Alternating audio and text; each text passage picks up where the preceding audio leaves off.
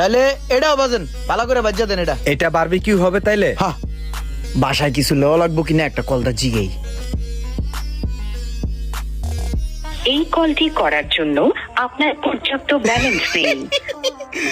কি রে মামা, তোর মোবাইল দিয়ে টাকা নাই, কইলো পর্যাপ্ত পরিমাণ টাকা নাই, মুখের উপরে জোতা মেরা দিল না তোরে?